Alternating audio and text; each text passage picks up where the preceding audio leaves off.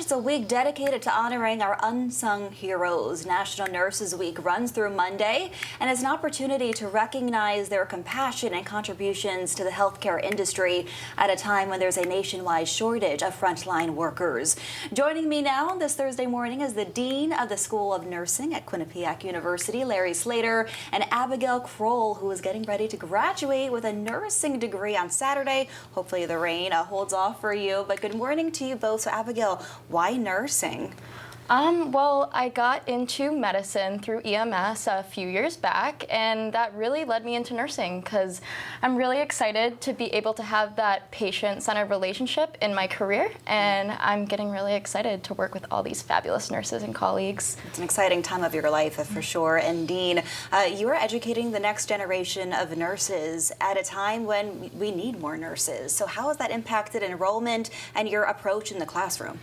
It's interesting. We're really struggling across the country to have seats for individuals. So we're full, basically. There's about 12,000 applicants in the state of Connecticut alone, and we only have about 3,000 seats to enroll them each year. So that's 9,000 qualified applicants that want to go into nursing that we don't have spaces for.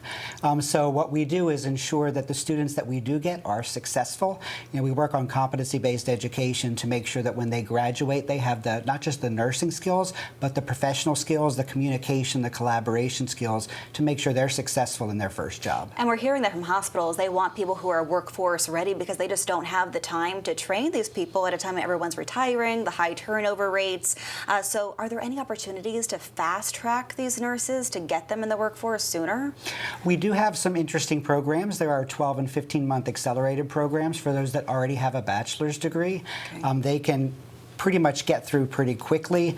The hard part about that is many people that are looking at mid-career shifts can't drop work, which they kind of need to do an accelerated program while they're trying to support their families. So we have a lot of new programs that we're looking at. We started one at Hartford Hospital, for example, that's a part-time nursing program, and they'll actually work part-time, stay benefits eligible, be able to support their families, while over a 2-year period they're getting their nursing degree, and then they can transition already working in the healthcare system for 2 years right over to that nursing role, which will really make them practice ready. That's a great opportunity for students. And Abigail, what are your plans for after graduation? How easy was it to get a job?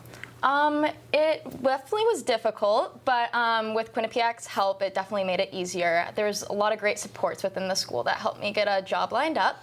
I'm going to be working at St. Vincent's Medical Center in Bridgeport after graduation. Congratulations. Thank you. Are you excited? Yes, I'm super excited. And did you go to the school did you start going to school during the pandemic or after the pandemic? I graduated high school in 2021, so that's right after the big part of the pandemic ended. And did that influence your decision to get into nursing, just what you saw and how essential these workers were on the front lines? Yeah, it definitely made a big impact on leading me into nursing.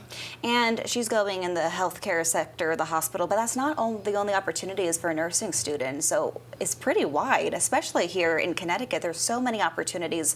What kind of do you point out for your students? Well, the interesting thing is people, when they decide on a career in nursing, always think they're going to be working in a hospital. Right. And that's really only a small percentage of the workforce that we need.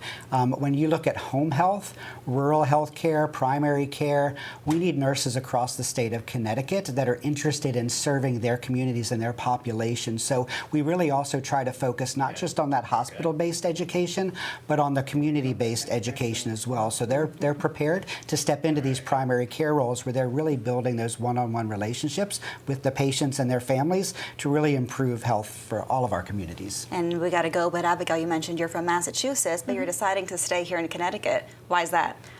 Just the great opportunities that were provided me here and the fabulous connections that I've made within Hartford Healthcare. Well, we're happy to have you, and we're so happy to hear that enrollment is high at Quinnipiac. That's always a good thing, right? So we wish you a lot of luck in the years ahead as that program continues to grow. Thanks for being here this morning on Fox 61.